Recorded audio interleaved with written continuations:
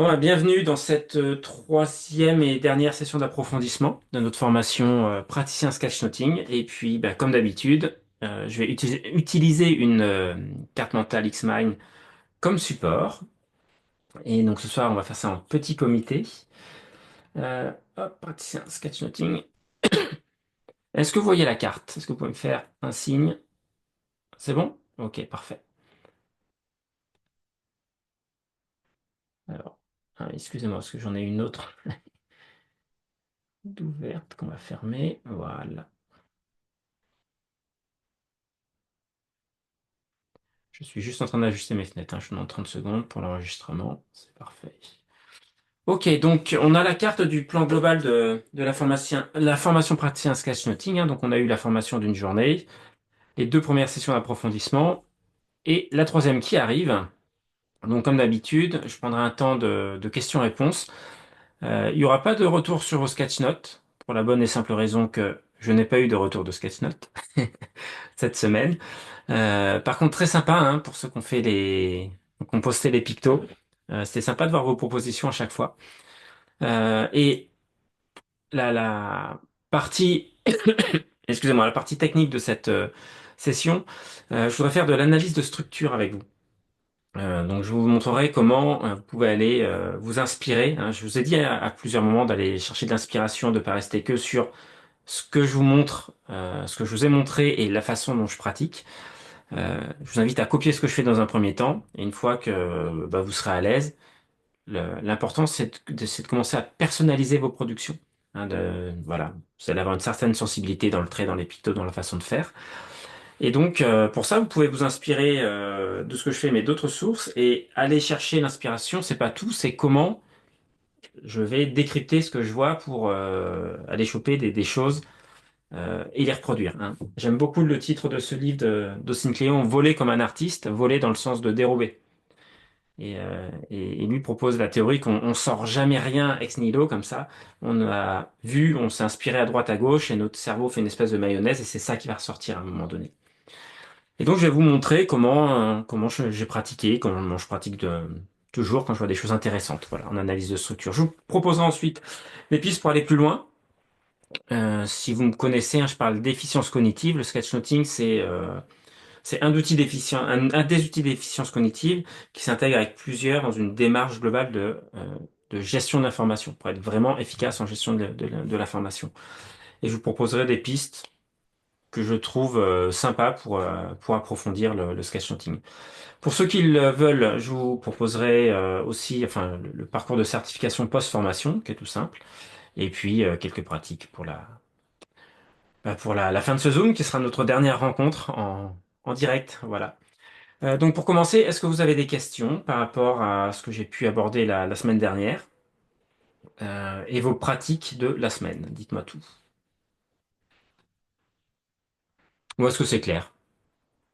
Tout est clair, mais j'avais une petite question. Parfois, c'est des verbes qu'on doit sketchnoter, qu'on doit pictographier, ou des fois, c'est des noms. Alors, il y avait une différence, d'après moi, entre les deux. Est-ce que tu as des commentaires là-dessus? Hmm. C'est une bonne question. Je ne me suis pas trop posé. Ce qui me vient en premier pour les verbes, si je prends les verbes d'action, spontanément, il y a de fortes chances que je mette un personnage qui va exprimer l'action, tu vois. Est-ce que tu as des exemples? Ce sera plus simple. Mais justement, comme chercher. Alors, moi aussi, j'ai mis un personnage parce que c'est une action. Puis histoire, ben, j'ai mis des objets qui représentent l'histoire, à mon avis. Hmm. Pour chercher, il y en a plusieurs qui ont mis la... J'ai pas vu, j'ai mon affiche qui est tombée derrière.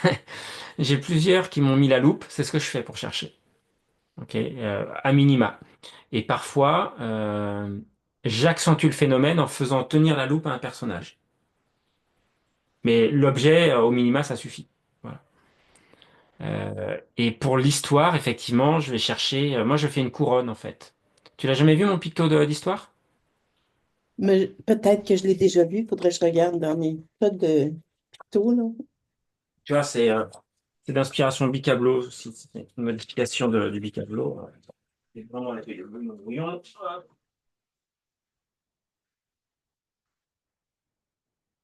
de l'histoire. Hop, je vais le dessiner, je vous le montre.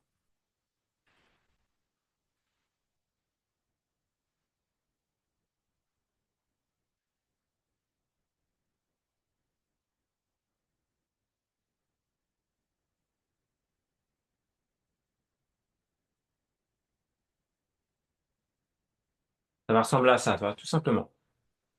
Je fais une couronne de roi, qui peut être utilisée aussi dans le symbole de chef, d'autorité, tout ça, mais moi je l'utilise pas trop dans ce cas de figure, mais bah, j'utilise ça pour l'histoire.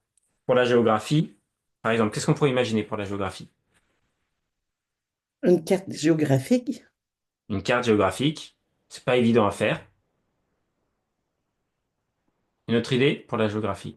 Ouais, il y a de l'idée, je vois Hubert. Euh, une planète, ouais, une planète Ouais, alors plus qu'une avec, planète. enfin, avec la Terre plutôt Ouais. qu'une, enfin, voilà, la planète Terre. Alors quand je représente la Terre, je la représente comme ça.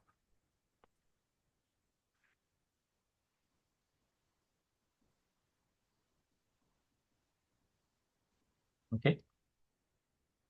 Ça, c'est la Terre. C'est aussi la globalité, quelque chose de global. Je vais montrer ça. Et quelque chose de précis, je vais mettre l'épingle de Google Maps, vous savez, pour montrer la différence entre global et précis. Et quand je vais faire de la géographie, ce que je vais faire, c'est que je vais prendre la Terre, je vais légèrement la pencher et transformer ça en globe, en map monde, vous savez. Donc je fais d'abord le rond.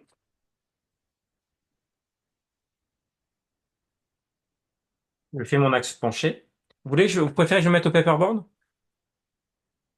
Ouais, Ça peut être plus clair. Alors, monter ça, je n'avais pas forcément prévu, mais on va le faire.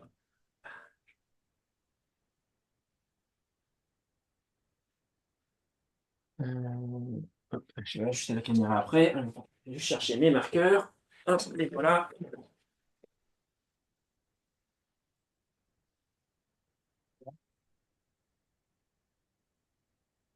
Ça me rappelle des souvenirs.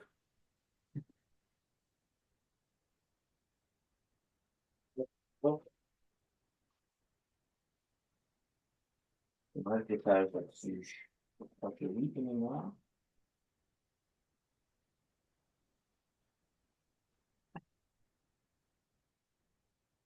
Choisissez bien vos mots, c'est la dernière page du paperboard. Je vais, alors, zoom debout. Est-ce qu'on est bon? Ben, on est parfait, c'est parfait. Donc, je disais, quand je vais faire hop, la géographie, donc je vous ai montré la Terre toute simple, et ben là, je vais dessiner mon globe. Il y a Farid qui arrive. Je dessine mon globe, je mets les axes ici. Donc la Terre, elle a un axe de rotation qui est penché par rapport à sa trajectoire. Et là, je vais rajouter, hop là, mince, excusez-moi, un trait comme ça.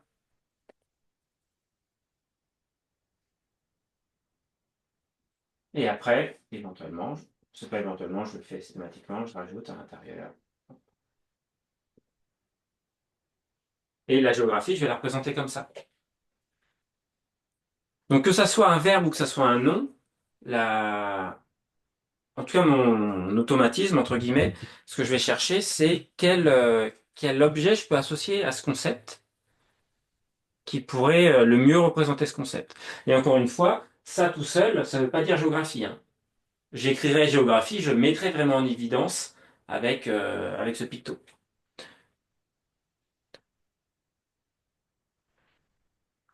Donc verbe non, j'ai pas de... Il y a pas de... C'est pas blanc ou noir, tu vois ce que je veux dire?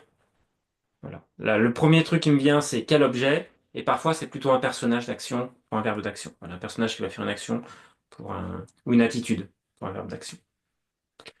Est-ce que vous parfait. avez... Puis j'aime bien rajouter le nom, tu dis le mot pour pouvoir en créer la signification, là. Oui, oui, oui. Et puis, mettez d'abord le nom, hein. Rappelez-vous, enfin, je le répète souvent, les pictos, c'est la cerise sur le gâteau.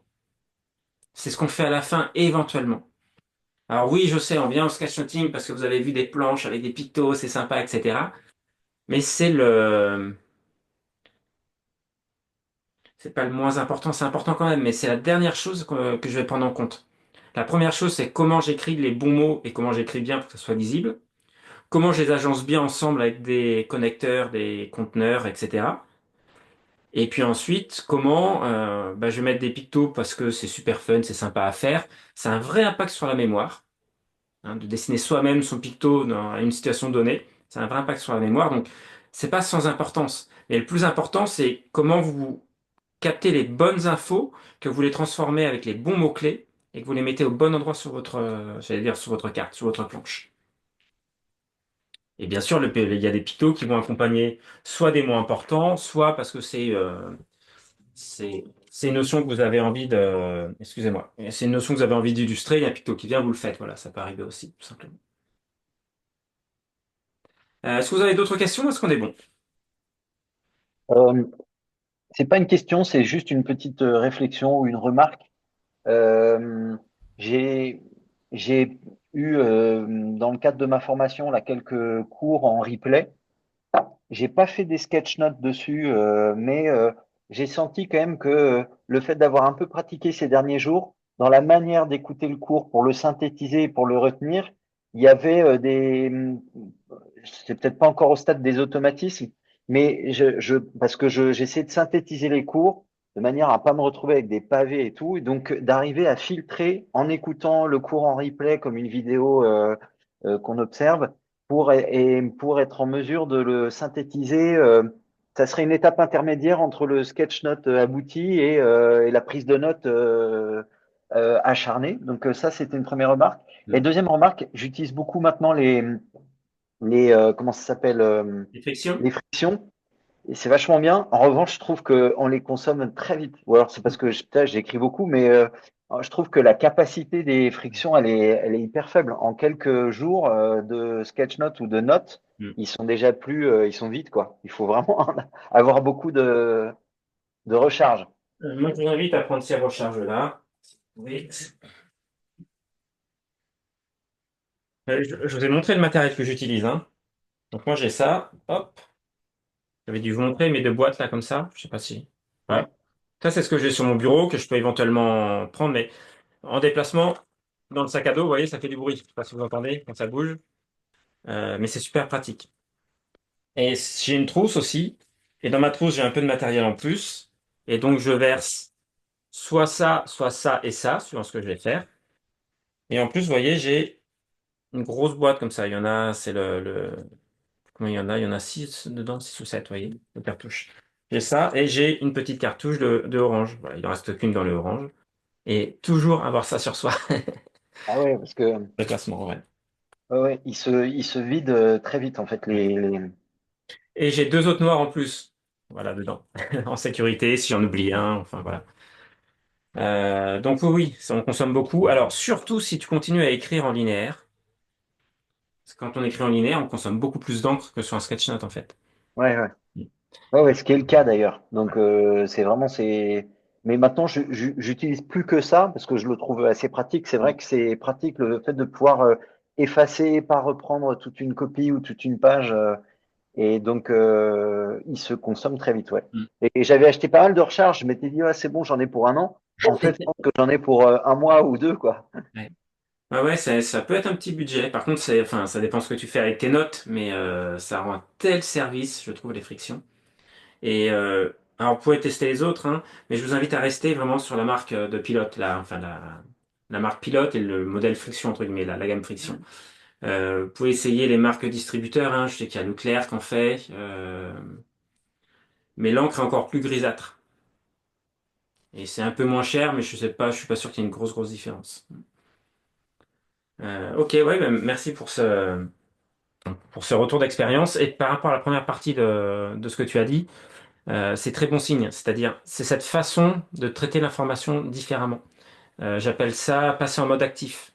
C'est ce que je crois que c'est le sujet du dernier mail que j'ai envoyé. Vous l'avez peut-être reçu si vous êtes abonné à ma mailing list.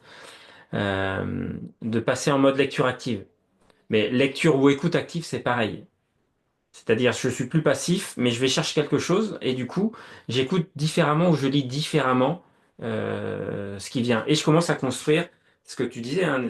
Moi, j'appelle ça construire un système d'information dans sa tête. C'est-à-dire, il y a les mots-clés, je vois comment ça s'agence, je comprends ce qu'on veut me transmettre, les grandes idées, voilà. Et en fait, le sketch note, il se fait d'abord ici, quasiment. Bon, étape par étape, hein, j'entends, mais il se fait d'abord par ici. Ok, d'autres questions, remarques? Paris, peut-être?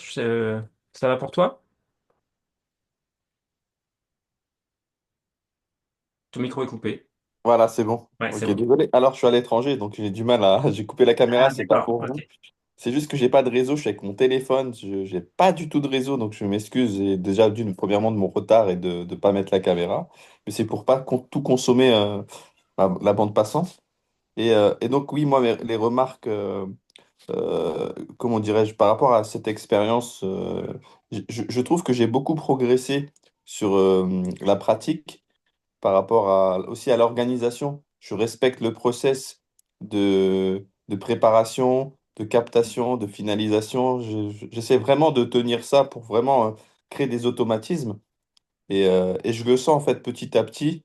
Mais bon, j'avais l'habitude avec la lecture efficace de chercher l'information et de prendre. Enfin, le seul point que j'ai important, voilà. Par exemple, un mot-clé, je sais que ben, ça va me permettre de récupérer l'information que j'ai besoin et derrière de pouvoir retraiter l'information, de pouvoir améliorer. Peut-être que faudrait que je revienne dessus 2, 3 jours plus tard pour peut-être, je sais pas si on peut faire ça, mais peut-être faire la finalisation 2, 3 jours plus tard aussi, voir qu'est-ce que je peux améliorer pour ancrer ça dans la mémoire, tu vois. Je sais pas si c'est une bonne chose ou pas, tu vois. Alors moi, je préfère finaliser tout de suite, tant que c'est. D'accord? Par contre, si tu veux l'ancrer dans la mémoire, après, on est plus sur le même objectif. Et donc, ta planche, tu vas la faire passer dans un process de révision à long terme. Et tu tombes sur des stratégies de révision espacée, Oui, voilà. c'est ça. Où Ok, tu peux scanner et mettre ça dans Xmind, ou tu peux scanner et mettre ça dans Anki, ou un assimilé, tu vois. Et puis réactiver tes sketch notes comme ça. d'accord. En fonction de la nature du sketch note, tu peux même prendre la photo, dupliquer la photo et puis décomposer en certaines parties du sketch note, j'en sais rien. Si je reprends par exemple l'exemple des 5 conseils pour faciliter les apprentissages, voilà. Oui. Si c'était hyper important qu'il fallait mémoriser ça, tu pourrais prendre en photo le sketch note entier et puis découper par partie, par exemple. Si tu avais fait des cadres, si tu avais Hmm, fait 4 cadres, tu vois, 4+1 comme j'ai fait. ok, Pour réviser, ça peut être facilitant. d'accord. Ok. Mais là, on n'est plus dans la prise de notes en tant que telle et la clarification, on est vraiment sur comment je retiens, comment je mémorise. Oui, je comprends. Ouais, c'est que moi, ok, je comprends mieux. Et en fait, tu peux utiliser les stratégies de mémorisation et intégrer la pensée visuelle dedans. D'accord, Et de même, dans les outils de pensée visuelle, mind mapping, sketchnoting, tu peux utiliser les mêmes principes, hein. Le chunking ou catégorisation, les acronymes, des choses comme ça, tu peux les intégrer. Des moyens mnémotechniques basés sur les pictos, d'accord. ça marche aussi. C'est ce qu'avait fait un peu Tony Buzan hein, quand il a créé le mind mapping. Il a pris les principes de mémorisation, de la mnémotechnie, de l'imagerie mentale, et il a posé ces principes sur feuille. Et tu peux être dans D'accord. la même démarche et puis te demander comment tu peux faire un acronyme, par exemple, sur un sketchnote, ça marche très bien. Ok, très bien. Ok, super. On avance, c'est Merci. bon? Ok, merci. Ben, merci pour vos retours, c'est top. Et puis, ben, je vais retourner sur la carte avec vous. Et du coup, hop, que je prenne la bonne carte, c'est celle-ci. Voilà. Et du coup, je voudrais vous proposer quelques analyses de structure.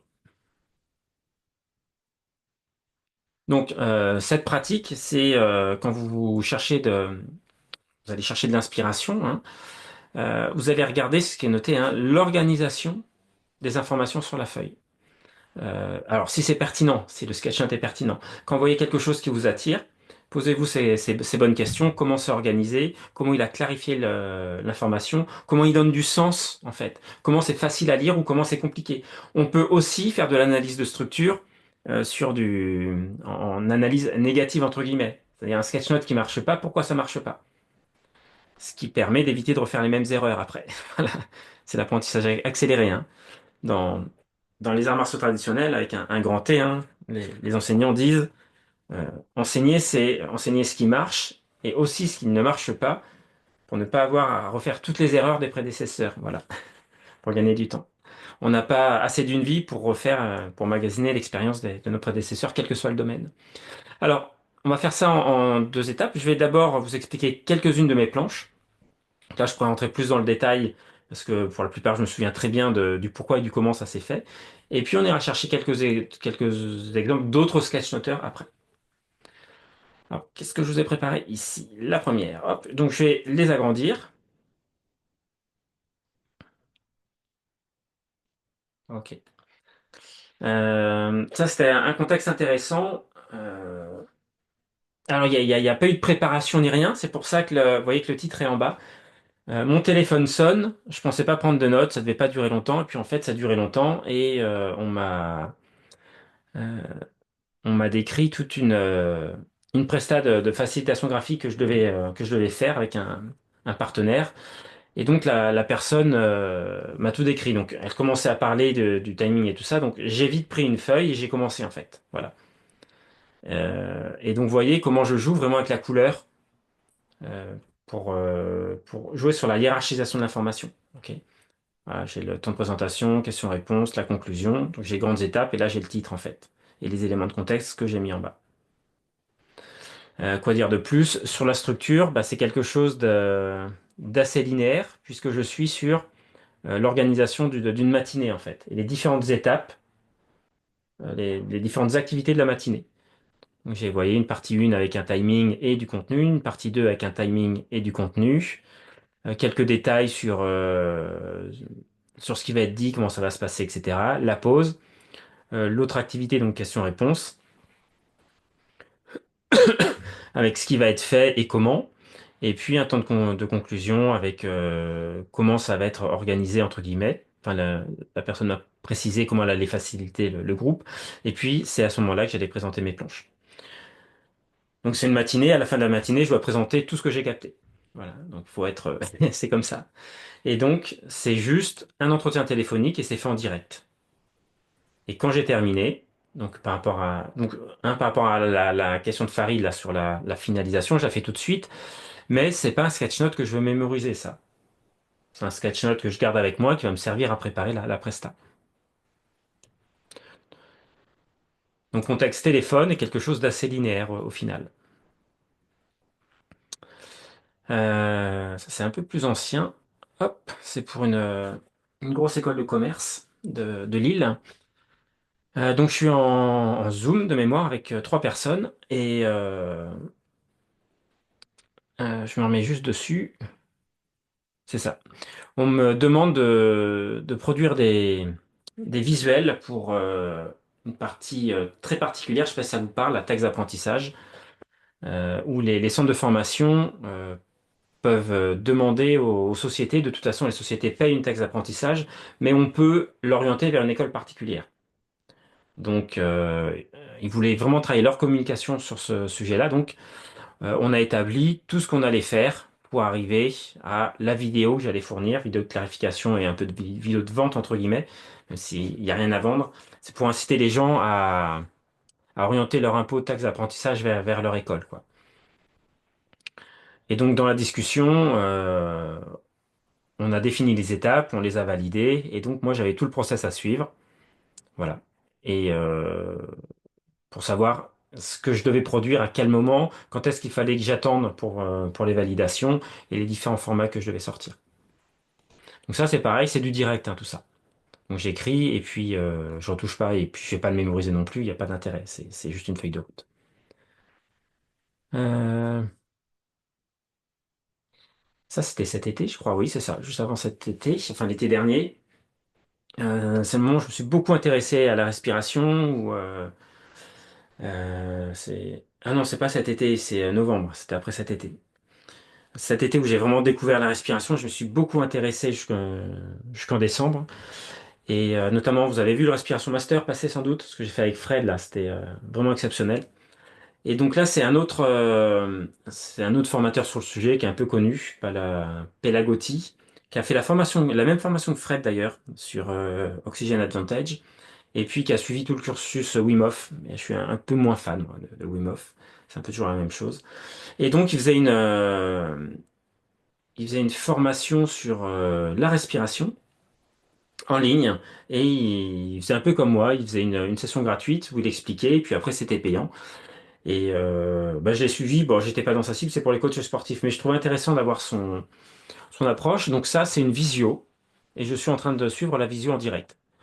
Donc j'ai, bon clairement là c'est quelque chose que j'ai préparé en amont. Ça je l'ai écrit quand il s'est présenté. Ok. Et ce que vous voyez comment dire, en structure, c'est que j'ai un espèce de sous-titre, parce qu'il y avait une deuxième partie que j'ai pas pris, qui était vraiment sur le coaching sportif, etc. Il avait annoncé qu'il y avait deux parties. Euh, et ça, c'était mes débuts en calligraphie.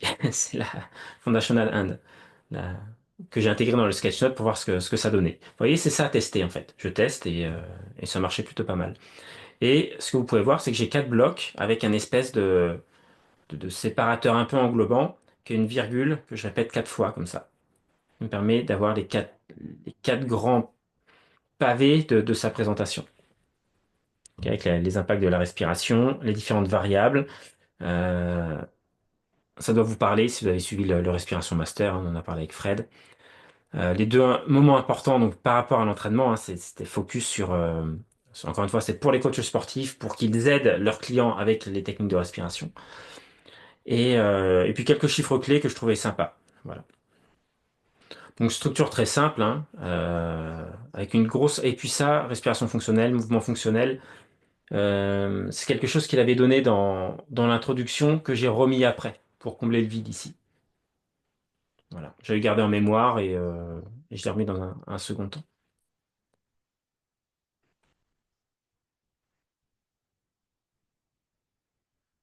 Bah celui-là, je vous l'ai montré déjà, je crois. Je vous l'ai montré. Je sais pas si je vous l'ai montré, j'ai un doute. C'est les fameux 5 conseils pour favoriser les apprentissages. Donc ça, c'est ma version du texte. Donc, j'ai fait il y a longtemps, hein, c'était en 2022. Et donc, c'est un texte que j'utilise en formation présentielle aussi. Et j'avais demandé aux participants de sketchnoter en direct ce texte. Et donc, ben, j'ai pris un moment pour le faire aussi à côté d'eux. Et j'ai fait ça, voilà, j'ai fait ça assez vite du coup. Et donc, je vous ai dit, hein, ce que je vous ai expliqué dans la façon de clarifier pour sketchnoter, c'est exactement ce que j'ai vécu en direct ce jour-là, hein. Vous voyez, j'ai un 2 3 et 4 plus un parce que j'avais vu que voilà, multisensoriel, c'était mieux que, pour moi, c'était mieux que de mettre le sens tout court. Et vous voyez comment le visuel, je le mets en avant avec la notion de premier par rapport aux autres. Ça va vous parler, vous connaissez le texte en plus, voilà. Hein, vous vous souvenez du texte? La mémoire de travail, la capacité limitée, qui maintient l'information pendant 30 secondes à peu près, hein. Et on a une chute très rapide de l'attention. Et la solution, c'est focus sur l'essentiel. Voilà. Donc là, c'est vraiment très très dessiné pour le coup. Et ça reprend. Bon, c'était un tout petit texte, hein, c'était facile. La répétition, ok. Le fait de bouger, le fait de stimuler, bon, on l'a vu. Donc ça, 4 pavés, encore une fois, par rapport aux 4 plus une partie du texte, hein. Souvenez-vous, la partie sur la vue, sur le visuel, c'était tout petit petit, il y avait une phrase ou deux, je crois. Et le dernier que je vous ai présenté, le contexte est sympa. Vous voyez ce que c'est un hackathon? Il y en a qui ont déjà vécu ça, peut-être? Un hackathon. C'est organisé par des collectivités ou par des sociétés. On va réunir un certain nombre d'acteurs qui sont invités de différents horizons sur une thématique. Et à partir de cette thématique, on définit des groupes de travail. Chacun part pendant un jour ou deux. C'est cadré, hein, c'est timé avec des activités, etc. Et à la fin, chaque groupe de travail doit faire vraiment une proposition de projet d'amélioration de leur thématique du groupe de travail, avec une présentation devant tout le monde, etc. Et donc ça, c'est à la fin. Et j'avais même pas mon friction, j'ai fait ça au bic, je crois. J'ai fait ça au bic, ouais, c'est en bleu, vous voyez. J'ai fait ça au bic sur mon cahier. Vous voyez, vous avez la reliure, donc je suis assis avec ça sur mes genoux. Et en fait, là, c'est un peu une structure pop organisée, entre guillemets. où j'ai... il y en a une deuxième de mémoire, ouais, elle est là. On me demande hein, des fois, ah, qu'est-ce que tu fais quand tu dépasses, quand t'as pas assez de place sur la page? Eh ben, je fais ça. Donc, il y avait 8 groupes. Et je savais qu'il y avait 8 groupes. C'est un monde fini hein, de la présentation. Il y a 8 groupes, 8 présentations à faire. Donc je fais la première présentation et je pars sur une structure un demi, quoi. La moitié à gauche, la moitié à droite, grosso modo. Et puis je prends les idées clés de du premier groupe. Là, j'ai un choix. Soit je pars à droite, soit je pars à gauche. Et je décide de partir à gauche. Et donc, alors c'est pas toujours possible, hein, mais si c'est possible, j'anticipe, hein, là c'est important, j'anticipe que voilà, je vais essayer de pas descendre sous cette limite-là. Vous voyez? Si ça descend, ça descend. Voilà, il y a pas de souci, et puis j'ajusterai différemment. Et là, ça tombe bien par rapport à ce qui est dit, les idées clés, ça tombe très bien. Très bien. Le 3, je viens ici. Le 4, c'est pareil, j'anticipe de pas aller au-delà. Et vous voyez, j'en ai mis moins, mais j'ai étiré un peu mon nuage. Il est un peu plus petit que celui-là, mais pas trop petit, pour ne pas laisser trop d'espace négatif là. Pour que l'espace négatif il soit dans le nuage et que ça soit moins déséquilibré. Et après, 5, 6, ça rentrait bien dans le bas de la page. Ensuite, je change de page et je fais le 7 et le 8. Et là, pour le 7, il y avait quasiment rien. Et donc pour le 8, vous voyez, j'ai décalé un peu. J'ai plutôt fait un tiers de tiers là, sur cette dernière partie. Qu'est-ce qui se passe à la fin, dans la phase de finalisation? J'encadre, hop, ici. Je termine pas mon cadre. Je reprends à quelque chose près à la même distance en haut ici. Et là, je le finis, je signe. Je prends les deux photos, je les scanne, je coupe ici. Et je vais attacher les deux photos pour avoir qu'un seul sketch note à la fin. C'est quelque chose que vous pourrez retrouver sur mes réseaux, je pense. J'avais fait ça, c'était quand? Il y a un petit bout de temps. C'est 2022 déjà, c'est vieux. Pour le port de Nantes-Saint-Nazaire. Voilà. Qui je suis réintervenu fin décembre sur autre chose. Ça vous va pour les structures? Pour vous montrer hein, vraiment comment j'utilise comment je répartis l'information par rapport aux structures de base que je vous ai données, que je ne respecte quasiment jamais. Mais j'ai toujours ça en tête, en fait. Je les ai toujours en tête et je vais m'inspirer de l'existant pour les adapter à mon besoin. C'est marrant sur la première, qui est la prise de notes au téléphone. Oui. euh, si je me projette à ta place, je serais peut-être parti sur un mind mapping Hum, avec les branches en fonction des moments de la journée, partie hum. 1, partie 2, la pause et tout. Et sur le deuxième ou troisième, je crois que c'est le troisième, c'est marrant de voir aussi les corrections, où tu as gommé, on voit par, Ici, là, par exemple. ouais, sur notions fondamentales, on voit Oui, les oui. reprises. Ouais, Ouais. ouais. Mais c'est marrant de voir du coup le travail en live Ouais. de réécriture ou de. On voit. Je l'avais écrit normalement, tu vois, Ouais, fondamental. Et j'ai tout effacé pour le mettre bien au centre. c'est ça. De Et voir les retouches c'est ça. pour finaliser le sketch note. Oui, oui, ça relativise le La, travail la per- final et le ouais, fait, ça dédramatise le fait que je dois faire un truc parfait. Non, ouais, avec les frictions, vous pouvez vous adapter en fait. Vous pouvez adapter. ouais, Et si c'est vraiment important, si vous voulez le partager, si c'est plus dans une démarche de facilitation graphique, vous voyez ça comme un brouillon et vous le refaites au propre après. Avec des crayons avec de meilleurs pigments éventuellement, qui sont avec un mhm. meilleur noir, etc. Voilà. Là, c'est pour moi. Puis vous voyez, le travail, voilà, je fais une petite texture à l'intérieur pour bien séparer le contenu de la partie titre et élément de contexte. Ok. Et ça, en sketchnote, pourquoi pas? Euh, En général, quand j'ai quelque chose ça peut se faire en mind map, pardon, ça peut se faire en mind map, hein, mais j'ai pris l'habitude, quand j'ai quelque chose de séquentiel, de passer plutôt par le sketchnote, en fait. Et même dans un mind map, souvent, hein, j'ai une branche, si j'ai une séquence, je vais faire quelque chose de plus linéaire pour montrer que j'ai un bloc 1, un bloc 2, un bloc 3, tu vois. Euh, Déformation de mes pratiques. Alors, d'autres exemples d'autres personnes. Alors, j'avais été chercher ça sur Internet. Ça, c'est Eva Lotham. J'avais présenté Eva Lotham hein, dans les idées d'inspiration, vous vous souvenez? Moi, j'ai pas mal travaillé les personnages avec elle à une époque. Euh, et donc,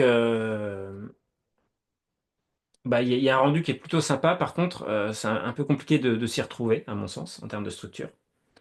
Et donc, qu'est-ce que j'ai? J'ai le titre. Donc ça, typiquement, il y a de fortes chances que ça soit fait avec l'iPad. C'est pas une obligation.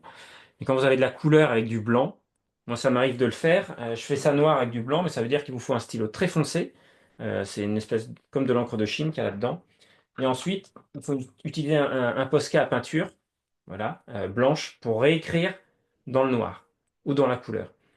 Euh, Pourquoi pas, mais il faut bien l'anticiper. Je l'ai fait plusieurs fois en conférence. Et quand vous avez ce genre d'effet-là, souvent, très souvent, c'est de l'iPad. Et quand je vois les couleurs, il y a pas du tout de perte. Donc je pense que c'est pas du tout un scan, c'était fait sur l'iPad. C'est une captation de sketchnote sur iPad.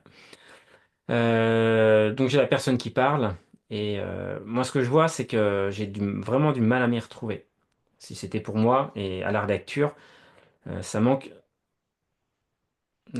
un peu de structure. Heureusement, elle a utilisé un espèce de code couleur, vous voyez, elle a surligné, enfin, avec un feutre comme ça, ce qui permet d'avoir certains mots-clés, mais c'est pas non plus la structure du texte, quoi. C'est pas la structure de la prise de notes.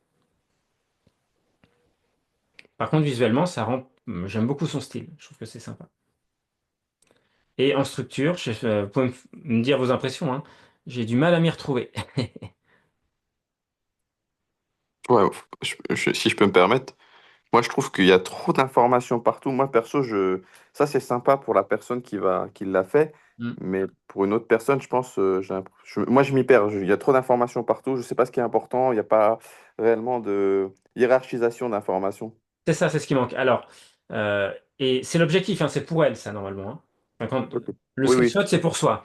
Si on est dans une démarche de facilitation graphique, ça serait un peu délicat.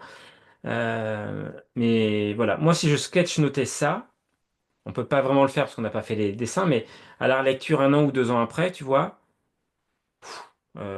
pour parler du sujet, pour s'y retrouver rapidement, il faut vraiment replonger dedans, relire, pour voir les interactions entre les éléments, tu vois. Et puis là, elle est plus sur du dessin en 3D aussi, hein. C'est-à-dire Oui. que pour pouvoir le faire indépendamment de la structure et de la lisibilité ou de la hiérarchisation de l'information, quand on voit les dessins en bas, là, tout est en 3D, la boîte d'allumettes, le personnage avec l'ombre et tout. C'est une fausse 3D, hein. C'est comment dire, c'est une 3D, mais La perspective. non, comment ça s'appelle? Mince, en dessin technique où En relief, enfin, c'est du. vous avez jamais vu ça avec vous avez un quadrillage et puis un quadrillage à 45 degrés dans les deux sens, Moi, j'allais dire isométrique. Ah ouais, moi j'allais dire la grille de perspective sur une Alors une grille de perspective, bah là il y en a pas. Hmm. Tout est bien parallèle, etc. Ouais. Tu vois, c'est plutôt du dessin isométrique. Donc ça se D'accord. fait, ça se pratique un peu. Ce qu'on a pratiqué ensemble, parce que moi j'ai une déformation, c'est la facilitation graphique.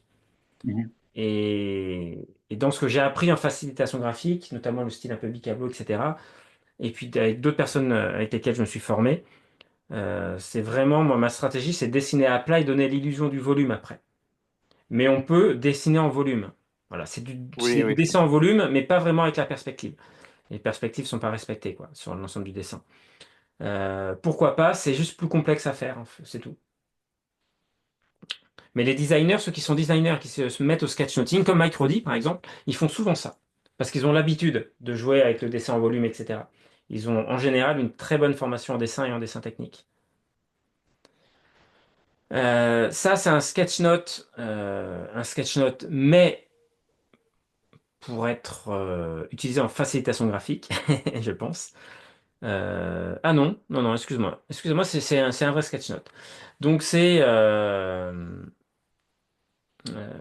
c'est comment partager, c'est un mode d'emploi, en fait, un process pour partager ses sketchnotes sur Twitter. Et donc, on a la phase de préparation, la phase de captation ici, et puis la phase après l'événement où bah, alors là, vous voyez, il scanne, il va photoshopper pour corriger les, perte de couleur qu'on peut avoir au scan, hein, ce que vous pouvez faire avec votre téléphone, et le sortir en PDF, en JPEG, et puis il va le mettre, alors il l'envoie au client alors je vois pas pourquoi il parle de client ou sur Twitter, voilà. Donc c'est tout un process. Et vous voyez, moi je trouve que sa structure est vraiment sympa, c'est très clair. Alors lui, il a tout sketchnoté en noir. Vous voyez, c'est des choses à regarder. Il a tout sketchnoté en noir. Il a utilisé la couleur pour hiérarchiser après. Hein, donc il a le même type. Alors il a son point d'entrée au centre.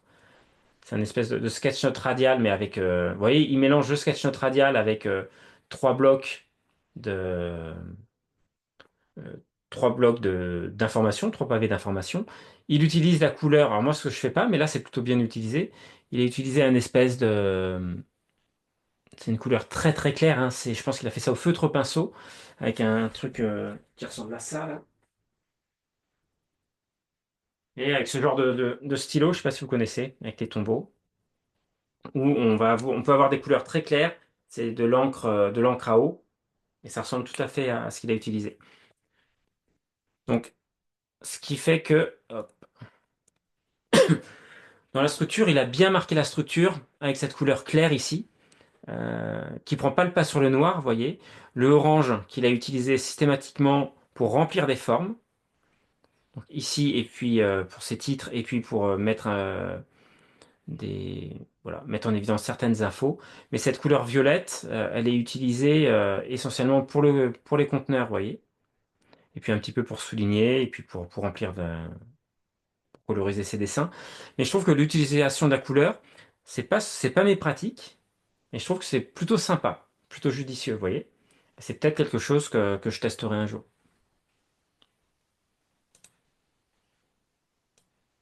Ah, les banderoles. Ah, j'en profite pour faire de la pub. Je sais pas si vous avez vu le groupe Telegram sur la tribu des neuroefficients. Je sais pas si vous êtes dessus.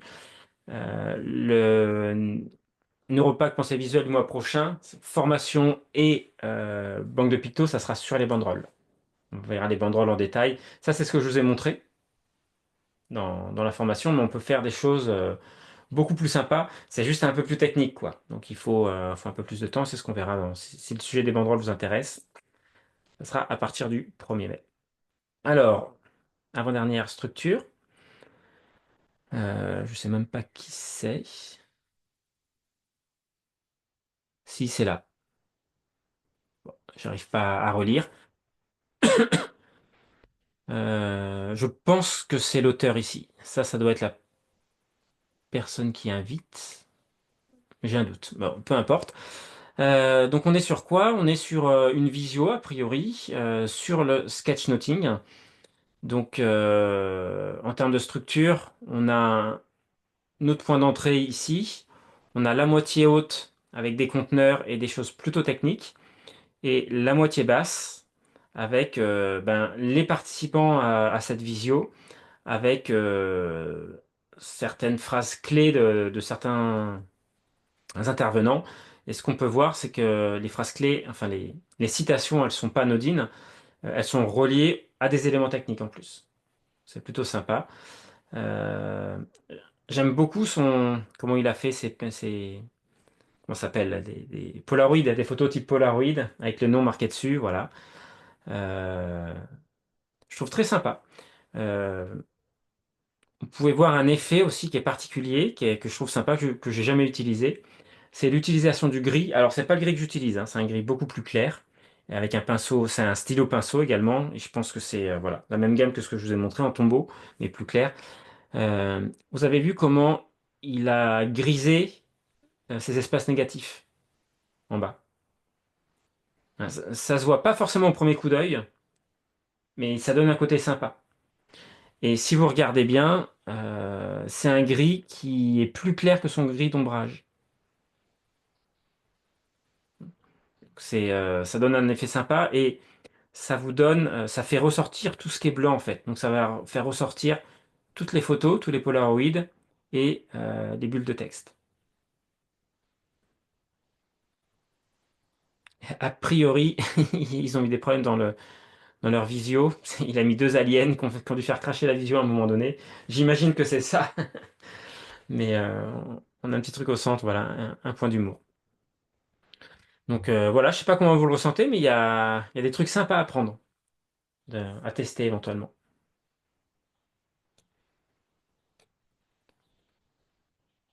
Celui-ci, il est sympa, j'aime bien. C'est qui? Chris Kens? Donc pareil, hein, c'est des choses, j'ai été chercher ça sur, je pense, sur Google Images, tout simplement, en faisant Sketchnote, comme je vous ai montré la dernière fois, en allant chercher des sources d'inspiration. Donc là, on est sur une recette, c'est pas vraiment une recette de cuisine, mais on est sur une recette pour faire des conserves de poulet. Il faut être très vigilant d'ailleurs, si vous faites des conserves avec la viande. C'est le truc à pas louper par rapport c'est plus facile avec les légumes, mais c'est un autre sujet. Et donc vous reconnaissez la structure? Oui, Ouais. oui, oui. C'est laquelle, du coup?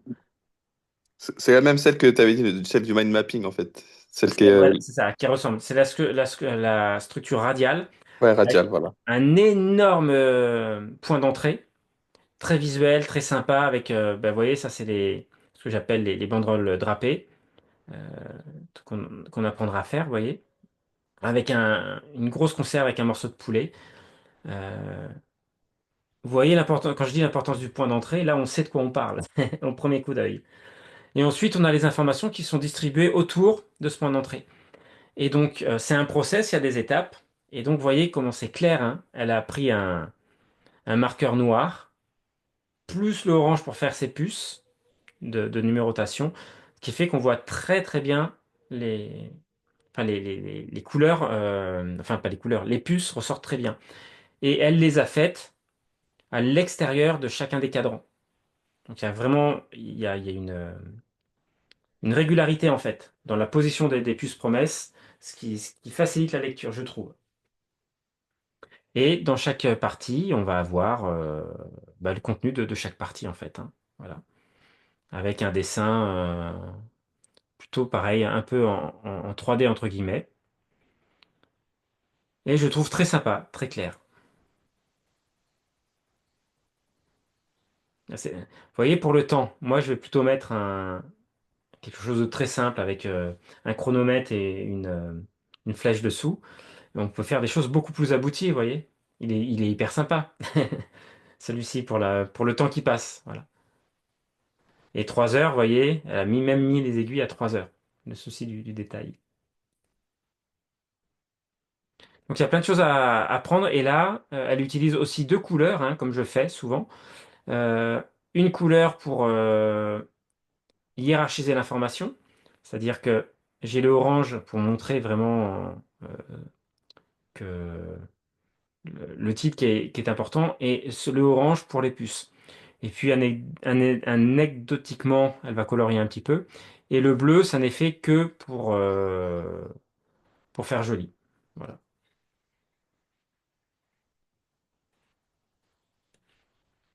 Est-ce que vous avez des remarques, des questions sur ce que je viens de dire?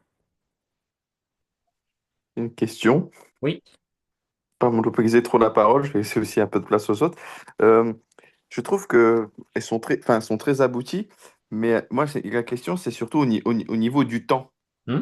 Parce que c'est vrai que j'ai l'impression que, ou alors, faut vraiment pratiquer tout le temps, tout le temps, tout le temps pour avoir un très, très Ouais. bon niveau. Voilà. Ou Celle-ci, par alors, exemple? oui, par exemple, voilà. C'est-à-dire que là, j'ai l'impression que là, on est vraiment sur quelque chose de très joli. Et donc, moi, je sais pas si je serais capable de faire ça en, en très peu de temps. Donc, Alors, c'est une très très bonne question et j'ai dû l'évoquer, mais c'est vrai que j'ai pas du tout insisté. Euh, En apprenant le sketchnoting avec moi, vous allez avoir un biais, clairement. Un biais tout à fait assumé, hein, et j'en ai parlé. C'est que moi, ce oui, qui m'intéresse, c'est l'efficience cognitive. Ce qui d'accord. m'intéresse, c'est d'aller à l'essentiel de l'information, représenter ça de façon claire, que je prenne du plaisir à le faire et à le relire. Et l'aspect dessin, c'est pas quelque chose qui m'attire plus que ça. Vous voyez, vraiment dessiner en volume, etc. C'est pas un truc qui m'attire plus que ça. Et ce que je vous ai montré pour les planches les plus abouties, c'est pas des planches de texte ou c'est pas des planches de prise de notes de conférence en direct ou de formation. c'est des choses qui ont été réfléchies, ça se voit. Et il y en a, et c'est une autre pratique, j'en avais parlé le jour de la formation, je crois.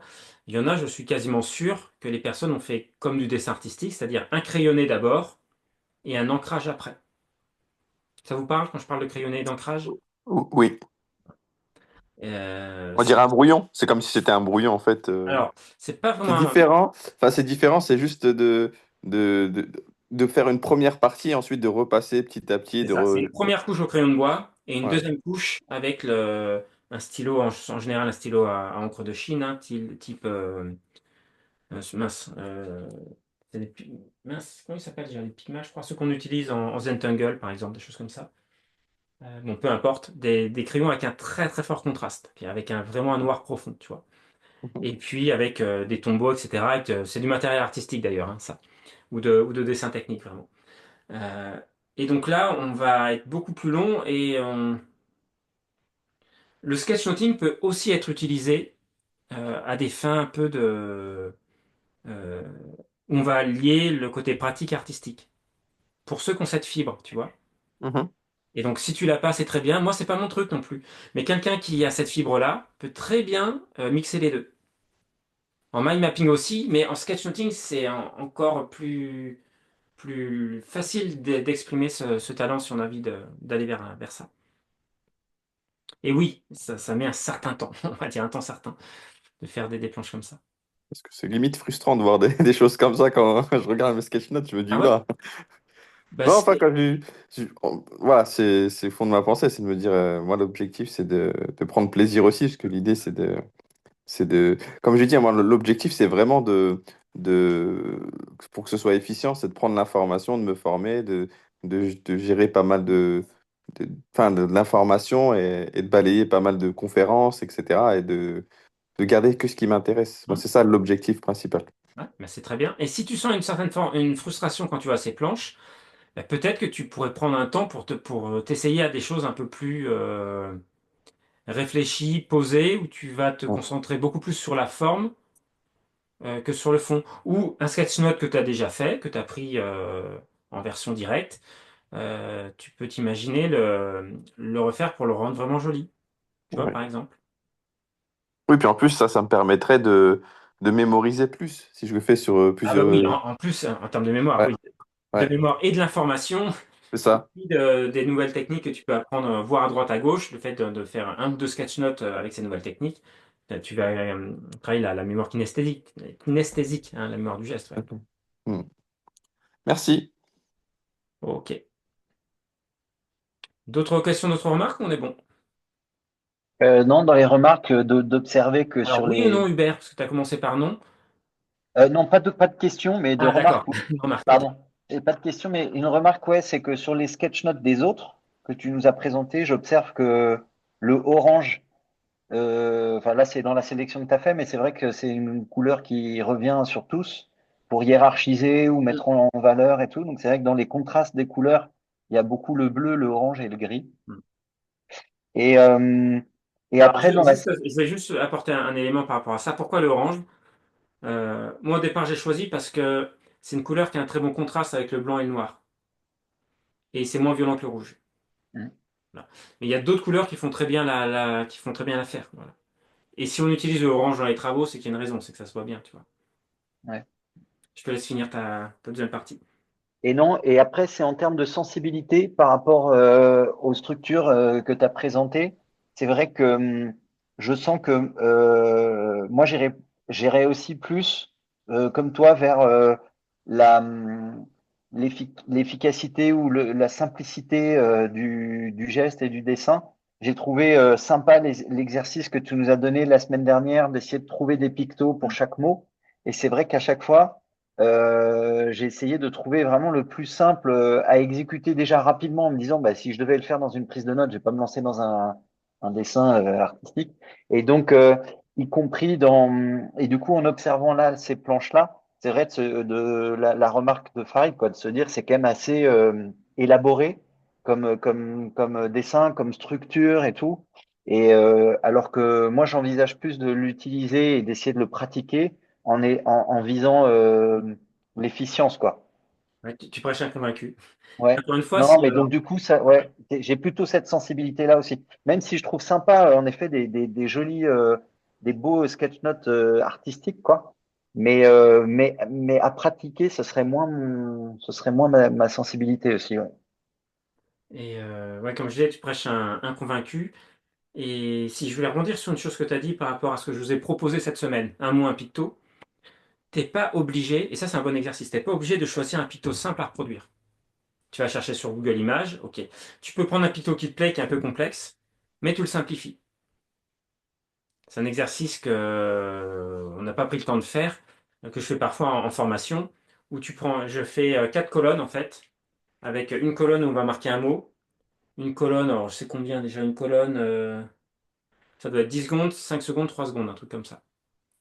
Ou 20 secondes, 10 secondes et 5 secondes, c'est plutôt ça. 20, 10, 5. Et donc j'ai 20 secondes pour dessiner, 10 secondes pour dessiner, 5 secondes pour dessiner. Le même picto. Et à la fin, je vais arriver à quelque chose d'extrêmement épuré. Et tu peux faire la même chose à partir de pictos qui te plaisent, mais qui sont un peu complexes. Et donc tu vas simplifier. Tu regardes avec l'alphabet visuel et l'ingénierie inverse, hein, vraiment ce qu'on a vu sur les bases du dessin pour la pensée visuelle. Et tu vas pouvoir créer ton picto à partir d'une ou de plusieurs influences. Moi, je fais ça très souvent, par exemple. Quand je vais chercher des pictos. Je ne vais pas chercher le picto à reproduire exactement parce que les autres sont trop compliqués. Tu vois.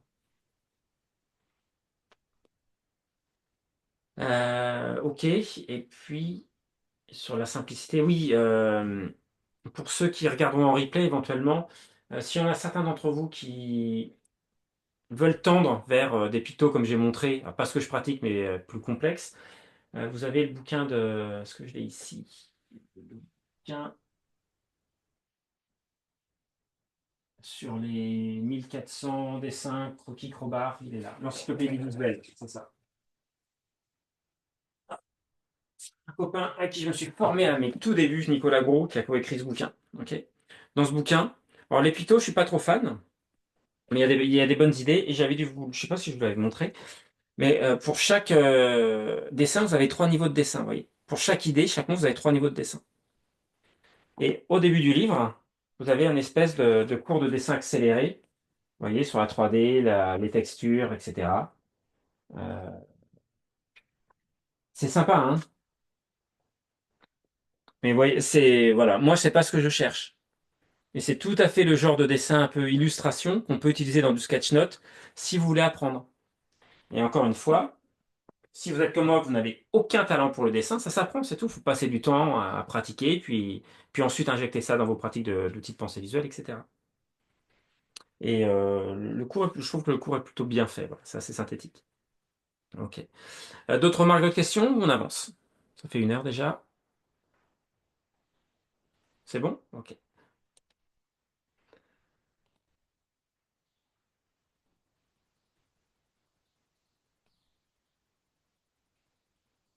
Alors, ah si, il est là. Tac. Ok. On va replier ça.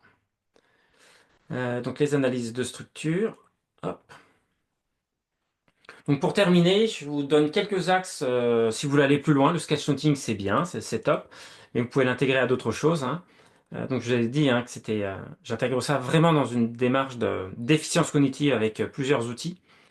Et du coup, en amont et en aval, vous pouvez utiliser la lecture efficace et les techniques et stratégies de mémorisation. Imaginez comment dire, une ligne de temps. Ok, vous avez une ligne de temps avec.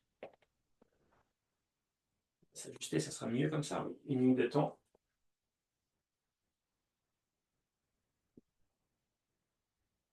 Et la pensée visuelle, je la situe au milieu de mon système ici.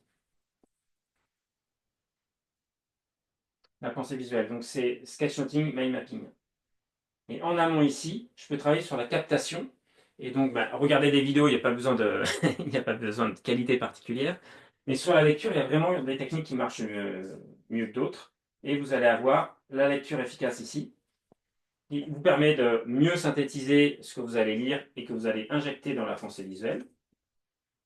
Donc, vous allez prendre des notes sous forme de sketch notes et de mind map. Et ensuite, si votre objectif c'est de retenir sur le long terme, vous avez des techniques de mémorisation et des stratégies, et vous allez faire rentrer vos outils de pensée visuelle dans les stratégies de mémorisation, avec lesquelles vous allez pouvoir les coupler avec des techniques de mémorisation, techniques pures. Ce que j'appelle des techniques de mémorisation, c'est ce qu'on appelle la mnémotechnie, les techniques mentales. Comment je mémorise des noms, les chiffres, la table de rappel pour mémoriser tout ce qu'on veut, quasiment, etc., etc. Donc voilà, dans cette branche de aller plus loin, c'est en amont et en aval. Vous voyez la carte, hein? Aller plus loin, c'est bon? C'est celle que vous avez? Ok. C'est vraiment des choses intéressantes, voilà. Et pour la mémorisation, je fais plus de formation en Zoom. Parce que j'ai trouvé que c'était moins adéquat, je trouve. Par contre, j'ai un gros programme qui s'appelle Memory Camp. Tu as dû le suivre, Lucie, je crois, le Memory Camp, hein. Et donc, c'est, à ma connaissance, en français, ça doit être le programme le plus complet sur les techniques d'apprentissage. Il y a toutes les techniques et vous avez un entraînement à vie avec comment aller plus loin et des défis, etc. Où j'explique tout ce que je connais sur la mémoire avec la pensée visuelle. En expliquant avec la pensée visuelle. Et la lecture efficace, on a les techniques de lecture efficace qui permettent d'améliorer sa lecture linéaire quand on a un bloc de texte à lire. Donc on améliore sa vitesse, sa concentration, sa compréhension.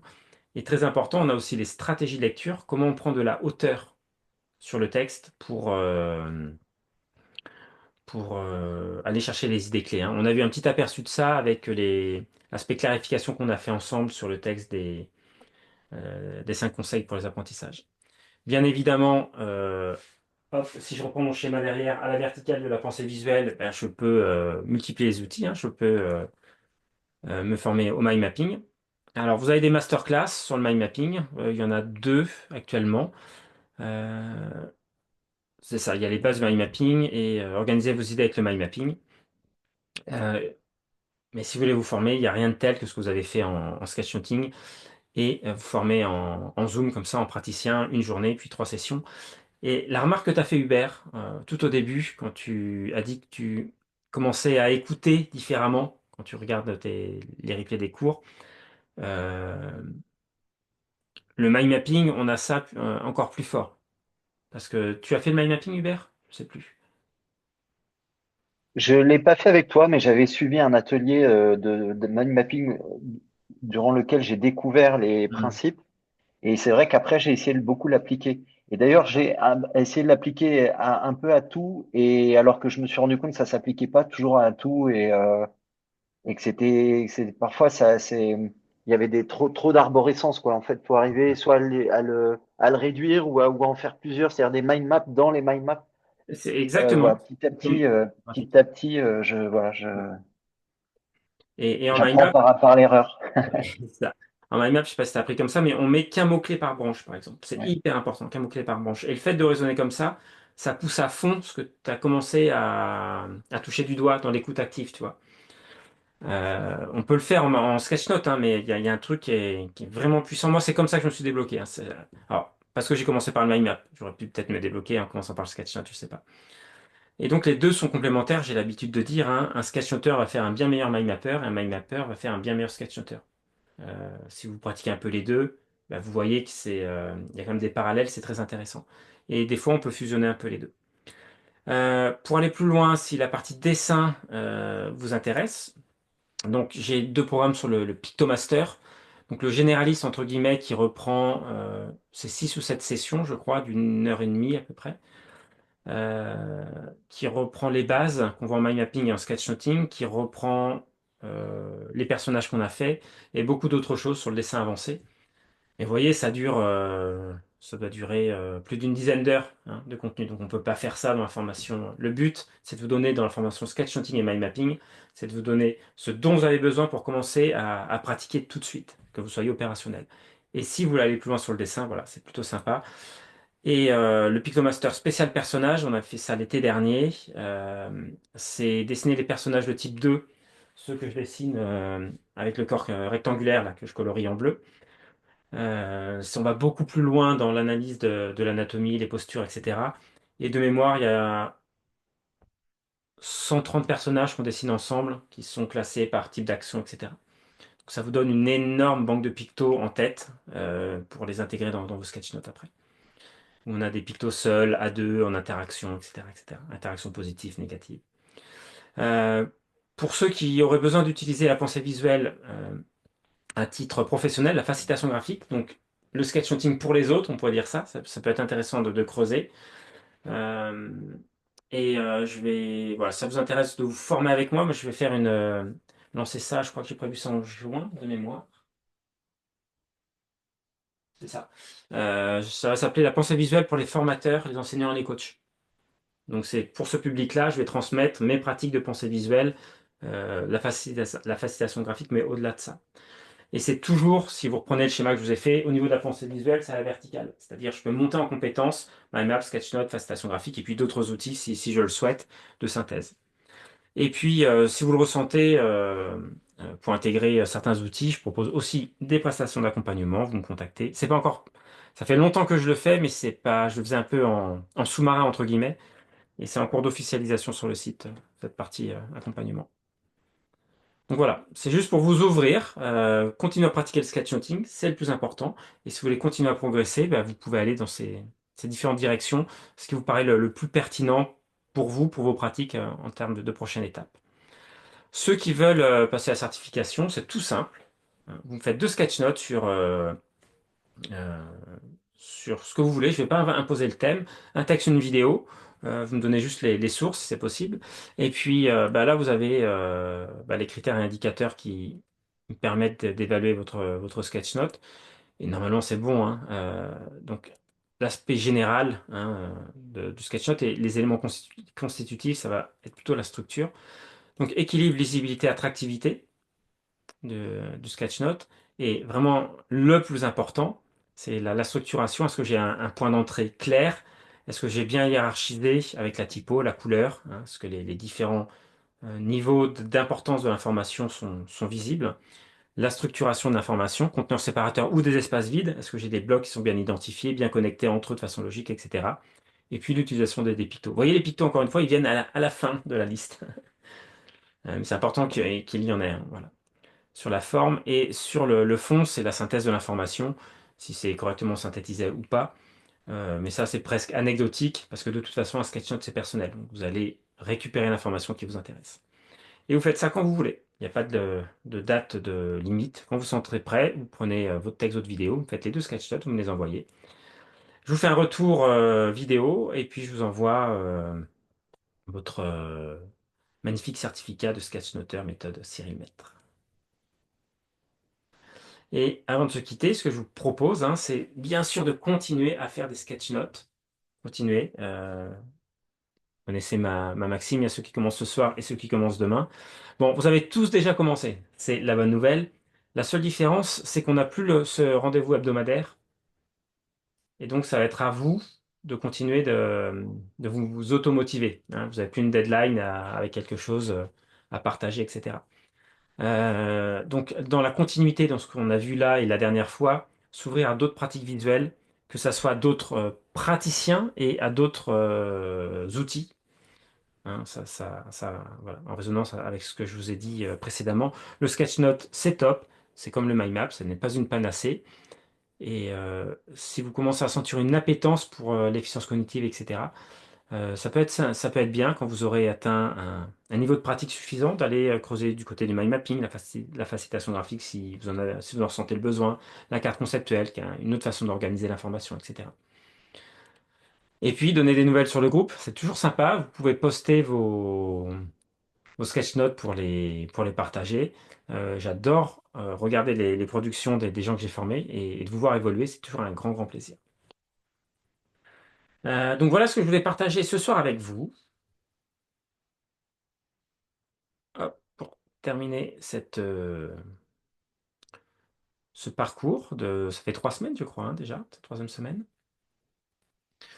Euh, J'espère que ça a été pour vous, en tout cas, que cette formation a rempli a rempli vos objectifs. C'est moi qui les pose, les objectifs, mais que vous avez comblé vos attentes par rapport à ce que vous vouliez faire avec le mind mapping. De ce que j'ai vu, de ceux qui ont partagé, en tout cas, voilà. c'est vraiment en cours, voire plus qu'en cours d'acquisition pour tout ce que j'ai vu, hein.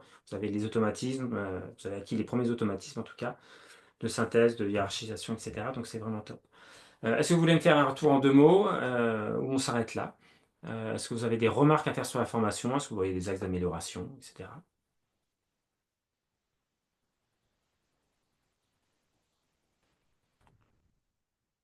Cyril, Oui? bah déjà, je voulais te remercier. C'était très intéressant de découvrir ton approche et tes techniques et tes conseils sur le sketch-note. J'avais une question, parce que tu l'évoquais là sur la fin pour aller plus loin, notamment sur les techniques de mémorisation.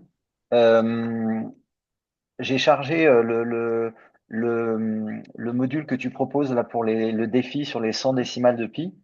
Donc j'ai commencé à regarder l'histoire de la table de rappel et tout ça. Et alors j'ai trouvé, j'avais une question par rapport à ça. Euh, J'essaie d'utiliser du coup la table de rappel que j'ai commencé à personnaliser pour m'attribuer des mots par rapport aux numéros et pour apprendre des numéros de téléphone Hmm. par exemple. Mais quand tu utilises ça pour des numéros de téléphone, tu as souvent les mêmes images qui reviennent et j'ai trouvé, je ne sais pas comment contourner la difficulté du fait de se mélanger. Et c'est le cas aussi dans les 100 décimales de pi. Sur les premières, il y a les mêmes chiffres qui reviennent dans des ordres différents. Et donc, quand on essaye de se faire une histoire, finalement, les histoires se mélangent avec les mêmes images qui reviennent pour des numéros qui reviennent fréquemment. Et est-ce que la seule méthode pour contourner ça, c'est le palais mental en attribuant vraiment à chaque série de nombres un lieu, on va dire? Parce que sinon, j'ai trouvé que c'était une difficulté, notamment dans l'apprentissage de numéros de téléphone. Bah, comme ils commencent tous par 06 ou 07, on a toujours le même déclencheur et dire, ah oui, alors attends, c'est quoi déjà derrière la suite du numéro? Alors c'est une question très intéressante sur les décimales de pi. Oui, c'est hyper important de spatialiser les différentes histoires. Autrement, ça te fait ce qu'on appelle la méthode du chaînage, une chaîne hyper longue. Et si tu oublies un maillon, tu vas oublier les maillons en cascade jusqu'à retrouver un élément assez marquant de ton histoire pour recommencer. Et donc le chaînage, on va l'utiliser sur des chaînes assez courtes. Ça, c'est la première chose. La deuxième chose, sur les numéros de téléphone, euh, tu peux éventuellement te trouver un code dans ton histoire. Ça peut même être à la fin de l'histoire, éventuellement. De toute façon, c'est facile. Tu n'as que deux solutions, c'est 06 ou 07 sur les portables. Mhm, Donc tu peux avoir un déclencheur, c'est soit le 6, soit le 7. Ok? Ou tu mets une couleur particulière aux histoires en 06, une couleur particulière aux histoires en 07, tu vois, quelque chose comme ça. Tu n'es pas obligé d'encoder avec le S ou le que du 7 ou du 6. Et surtout, tu n'encodes pas le 0 du 06. Parce que 06, tu sais que si c'est mhm, 6 ou 7, ça sera 0607. Tu vois, c'est complètement logique. Pareil, tu n'encodes pas quand tu as un 06 euh, à l'intérieur du numéro de téléphone, tu vas pas encoder le 0, ça sert à rien. Si tu encodes le 6 tout seul, tu sais que tu as le 0 devant, parce que tu travailles par paire. mhm, Et tu sais que si c'est 60, si le 0 il est de l'autre côté, bah c'est 60 que tu encodes. mhm, Hein. C'est Chosse et pas. Et c'est 60, voilà. Et 0,6, moi j'enlève le 0. Par contre, euh, si tu en as marre d'avoir les mêmes éléments, tu peux éventuellement avoir plusieurs mots pour une case, tu vois, pour changer dans tes numéros de téléphone. S'il y a un truc qui te paraît pas super clair ou trop redondant, tu peux changer. T'avais vu Memorizing, le site? T'avais été le voir? Oui, Ouais, donc là, tu oui, as oui. tous les mots de la Ouais, langue il y a française. plusieurs mots. Ouais, ouais. Voilà, pour chaque. J'ai, Moi, j'ai essayé de personnaliser ma table de rappel pour que ça devienne un peu automatique. D'ailleurs, j'en ai profité pour utiliser avec, c'est comment ça s'appelle, c'est Anki, Ouais. de manipuler les flashcards pour essayer justement de créer des automatismes. Mais c'est vrai que de temps en temps, pour certains chiffres, j'ai des images qui me viennent par rapport aux chiffres qui ont rien à voir avec la table de rappel, mais dans ma manière de, par exemple, le 10. Euh, les mots qui sont proposés, c'est tasse, le mot qui me Hein. vient en premier. Mais moi, quand je pense à 10, si je veux me raconter une histoire, j'ai plus pensé à Zidane, qui Hum. a rien à voir. Mais comme c'est un numéro 10, de foot célèbre. Et ben du coup, si je me raconte une histoire, je sais que si je mets Zidane dans l'histoire, ça va être le 10, alors que ça n'a rien à voir avec la technique de la table Ouais. de rappel, quoi. Et ma question, c'est qu'est-ce qui t'empêche d'adapter la table de rappel à ton mode de fonctionnement? Ouais, ouais, justement. Bah, Tu l'as fait, du en coup? T'as fait, mis Zidane en 10? comment? T'as mis Zidane en 10, du coup? Non, j'ai mis TAS, mais je sais que si je me mets Zidane pour retenir un code ou un truc et que je vais pas utiliser la table de rappel, eh ben, je sais à quoi correspondra cette image-là, par Hmm. exemple.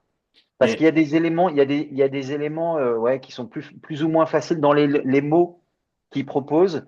En général, j'ai essayé de prendre des mots concrets plutôt que des concepts, parce que c'est plus facile de créer une histoire par rapport à ça. Donc j'ai essayé de sélectionner les mots qui étaient les plus tangibles, on va dire, pour se moi, raconter une histoire. donc, j'ai vu des tables de rappel, par exemple, 17, ça pourrait être un tapis, Mhm. et la personne, elle visualise un policier.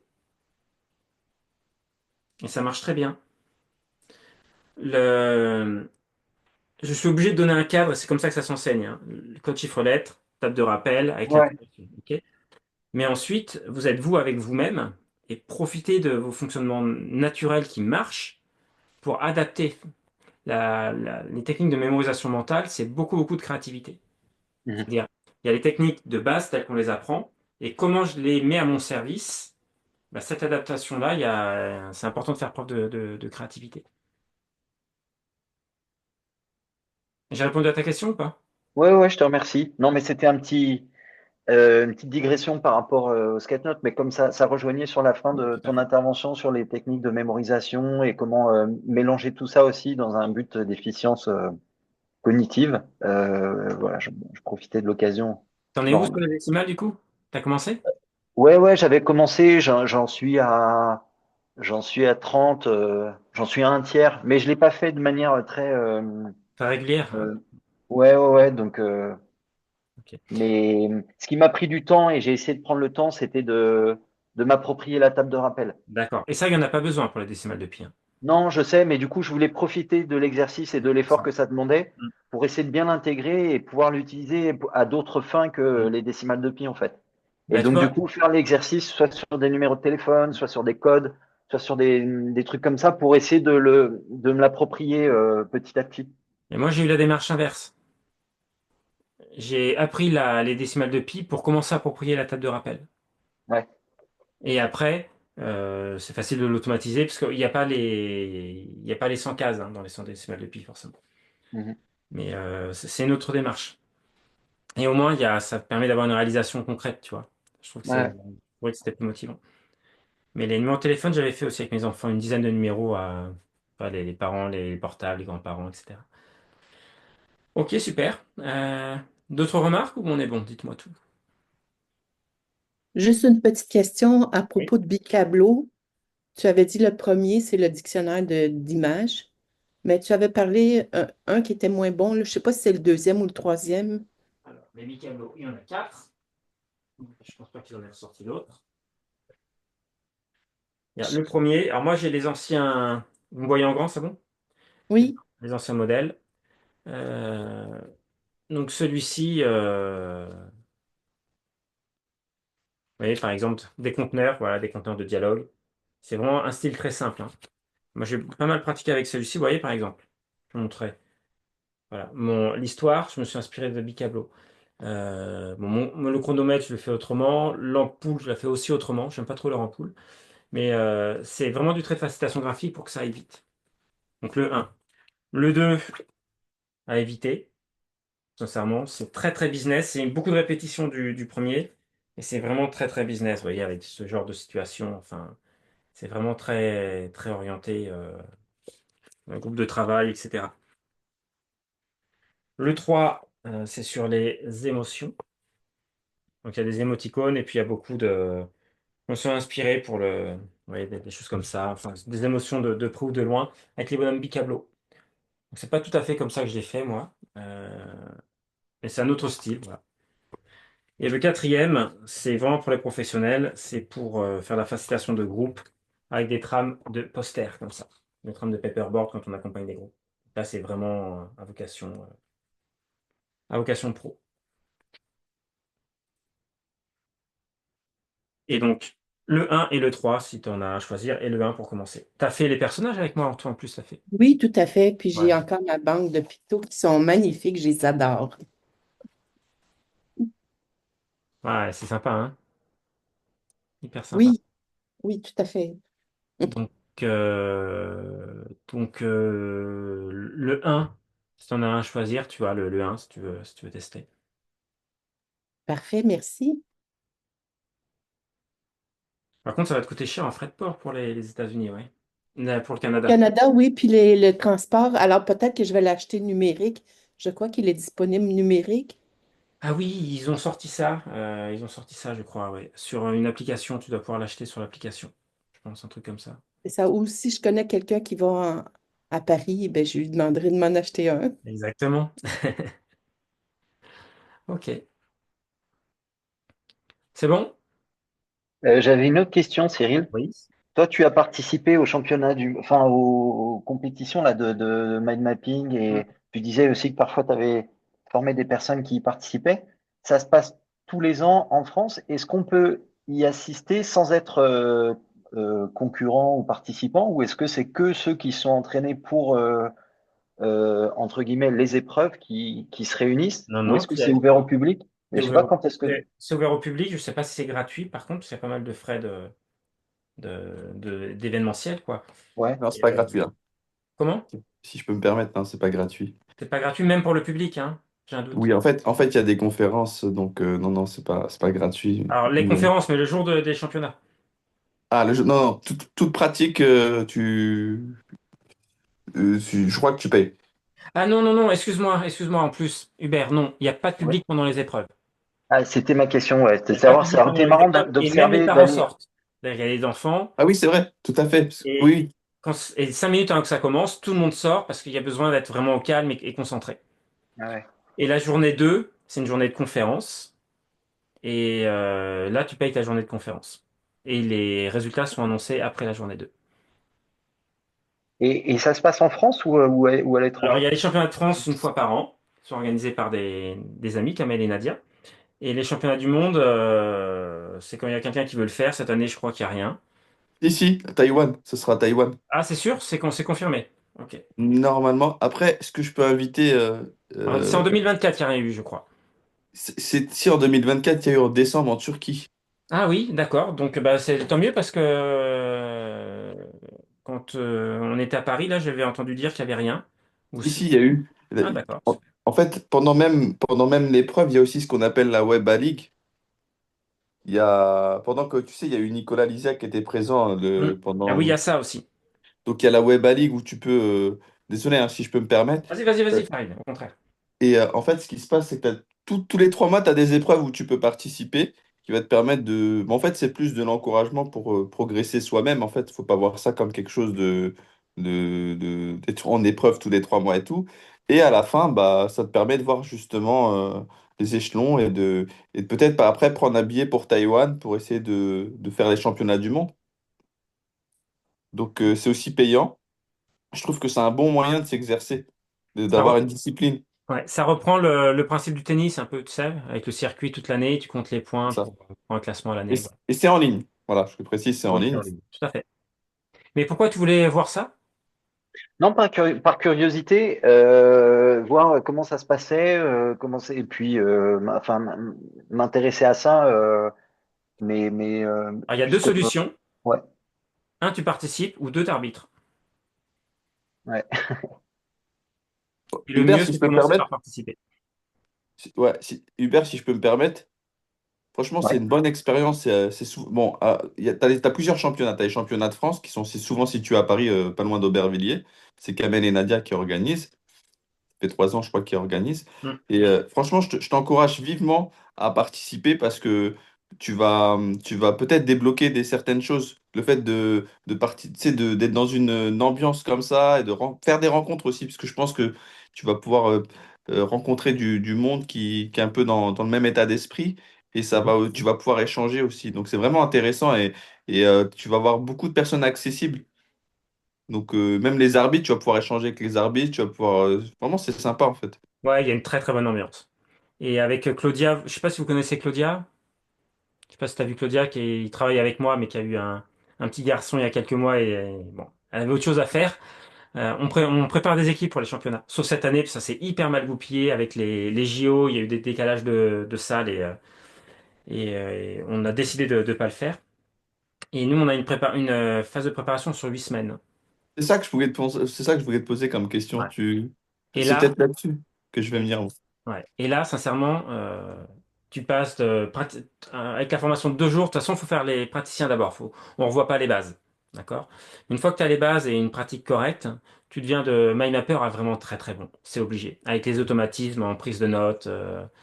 C'est 8 semaines et toutes les semaines, tu fais une, deux, trois cartes. Une à deux cartes, tu vois. Avec des feedbacks, etc. Et les règles de compétition sont. Non, tu n'as pas fait le mind mapping avec moi. Mais tu as des règles de construction assez strictes de Busan, tu vois, pour le niveau praticien. Mais les règles en compétition sont beaucoup plus affinées. Et donc, t'as le niveau d'un arbitre international après les 8 semaines. C'est-à-dire que tu as la grille d'analyse en tête, la grille d'évaluation en tête, pour presque inconsciemment la respecter quand tu fais tes cartes, tu vois. Et il y a toute une progression comme ça. Et c'est la. On l'a fait quoi? On l'a fait 3 ans, 4 ans, je sais plus. Il y a un effet magique. Ouais, j'ai atteint une courbe de progression, tout le monde, hein. Des gens qui sont bons, moyens ou pas très bons au départ, ils sont tous à minima très bons, tu vois. Et d'autres qui deviennent excellents. On a formé plusieurs personnes qui sont bien meilleures que moi en rendu visuel, en tout cas en mind mapping maintenant, qui ont remporté les championnats du monde, voilà. Est-ce C'est que simple. cette formation est en présentiel ou en Zoom? La formation est en Zoom, mais les championnats sont en présentiel. Mhm. L'intérêt, puis l'intérêt de se retrouver. On vient la veille, on mange ensemble au restaurant, on passe l'après-midi, le lendemain on va faire les championnats. Avant, c'est la dernière année, on a fait ça en présentiel, et les 2, 3 années avant, on faisait ça en Zoom. C'était à l'époque du Covid, post-Covid, Oui, c'est etc. ça. Et c'était sympa, mais quand on se Pas retrouve pareil, en hein. présentiel, c'est quand même Ah, topissime. c'est pas pareil. Mais là, du coup, Taïwan, ça te branche, toi, Cyril? Je sais pas. Parce que si tu me dis que tu fais une préparation, moi, je serais intéressé, tu vois. À réfléchir. À réfléchir. Je reviens un peu de, comment dire, les championnats, c'est juste intéressant parce que tu as une deadline, si tu veux. Mais dépenser 2 3 000 euros pour aller à Taïwan pour accompagner un groupe alors qu'on peut faire ça avec les mêmes effets sur Paris, c'est un peu plus fort parce que c'est Taïwan, les souvenirs sont forts, quoi. Mais à voir, à voir. Ouais, c'est vrai que c'est un budget, c'est vrai qu'en termes de budget. Après, c'est plus pour l'esprit de progresser soi-même, hein, parce que le fait d'avoir un challenge, c'est ça, le plus important, c'est le challenge, en fait. C'est pas le. La fin en soi, c'est pas le plus important, c'est le côté de monter d'une façon exponentielle en En compétence, compétences. ouais, c'est ça, Ouais. tout à fait. Donc, Après, ouais. on peut éventuellement préparer sans y aller, hein. Ça peut être se mettre un état d'esprit de se dire faire une préparation sans. Parce que moi, ce que je vis, c'est les résultats, en fait. Ouais, mais c'est dommage parce que tu te rends vraiment compte de ce qui reste, même s'il n'y a pas vraiment de pression. Sincèrement, il n'y a aucun enjeu, tu vois. Quand j'étais en Chine au championnat du monde, par exemple, c'était à Canton. Écoute, j'aurais pas gagné, ça aurait pas changé ma vie. Enfin, tu vois ce que je veux dire? Oui, moi, c'est pareil, hein. Moi, Mais par je. contre, je peux vous dire, j'avais du stress. Donc, ce qui est intéressant, c'est de voir ce qui reste en situation de stress. J'ai vécu ça beaucoup dans les arts martiaux, sur des compétitions techniques. Par exemple, je faisais du judo, c'est une escrime entre le sabre et le bâton, le bâton de moyen, là, qui fait à peu près 1 m 30. Et c'est des suites de kata qui sont extrêmement fins. Et donc, quand tu t'entraînes comme ça, tu es super bon. Mais il y a aucun enjeu. Tu vois, je sais pas combien de fois j'ai remporté les championnats de France. Écoute, championnat de France de judo, c'est pas. C'est pas un truc énorme.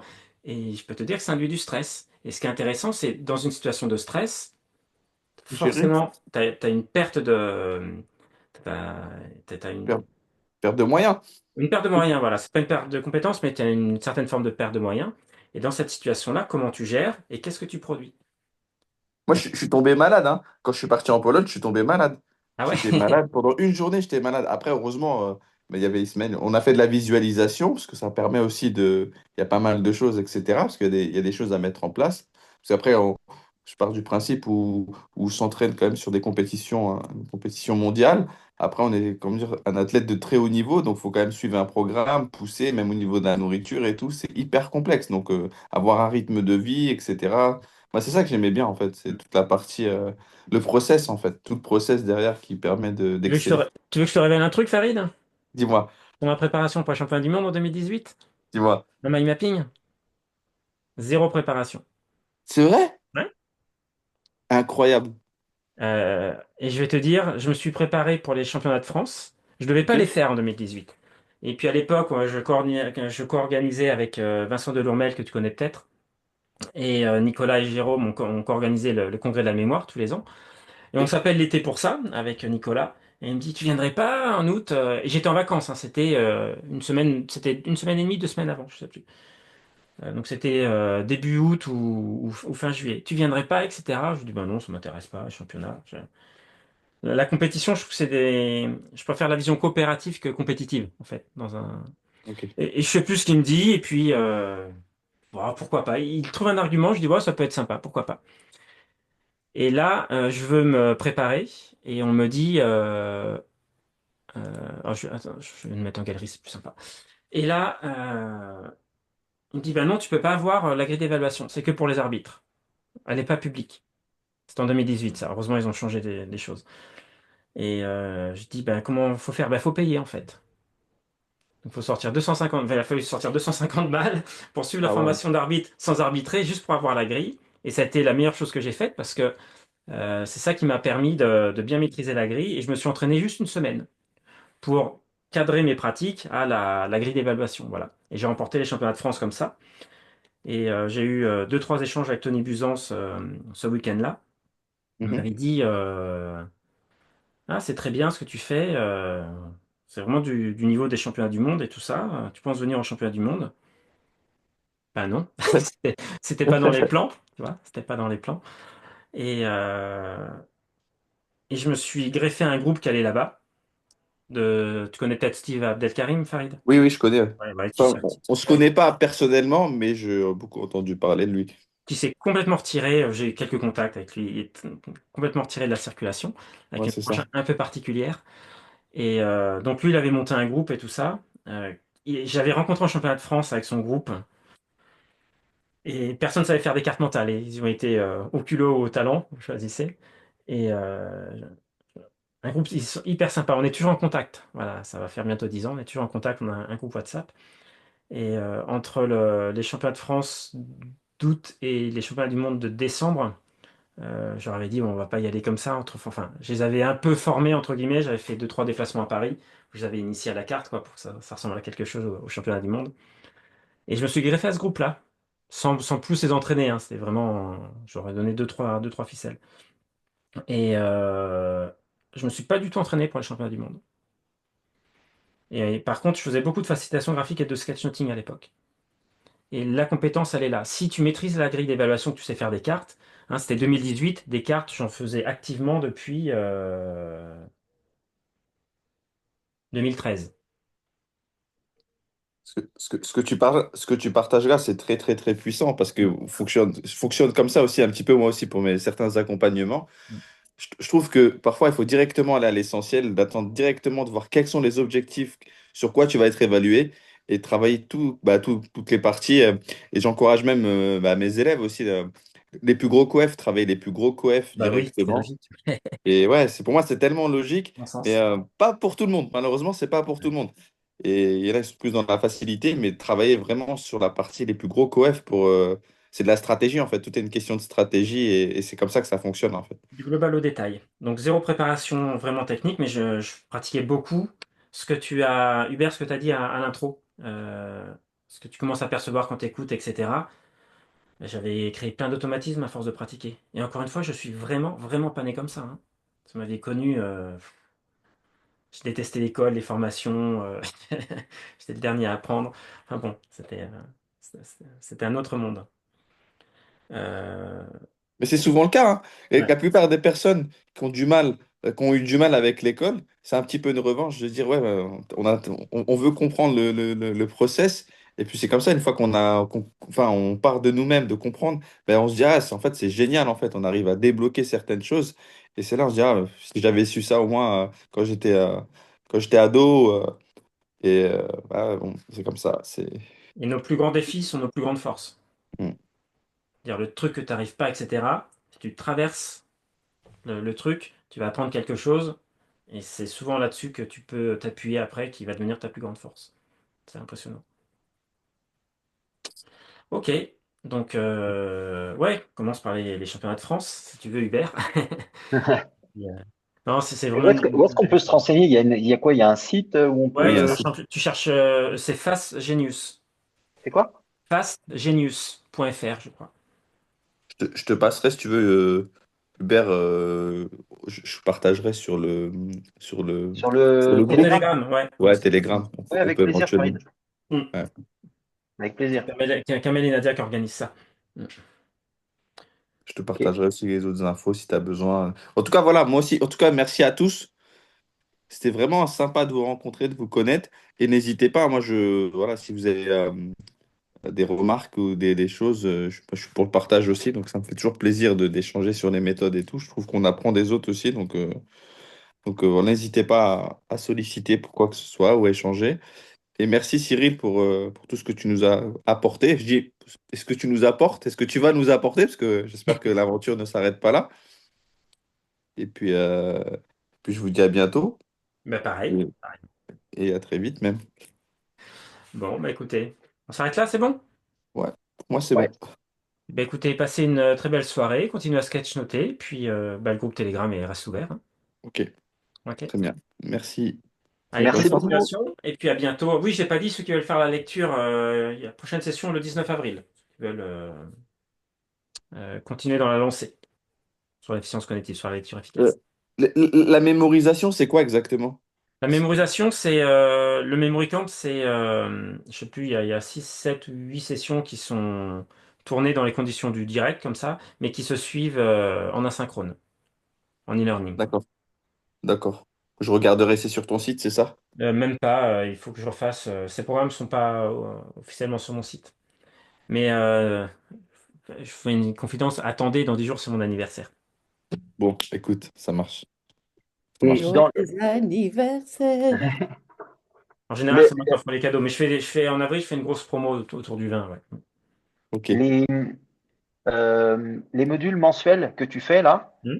tu as le programme sur plusieurs mois ou tu décides d'un mois sur l'autre où il y a la possibilité de savoir à l'avance si on veut pas faire l'abonnement mais choisir à la carte les mois qui nous intéressent, c'est possible ou il n'y a pas de Oui. programme Alors, il y a pas, enfin, le programme, il n'y a pas de programme, dans le sens où j'ai pas annoncé que d'ici prochain mois, ça serait ça.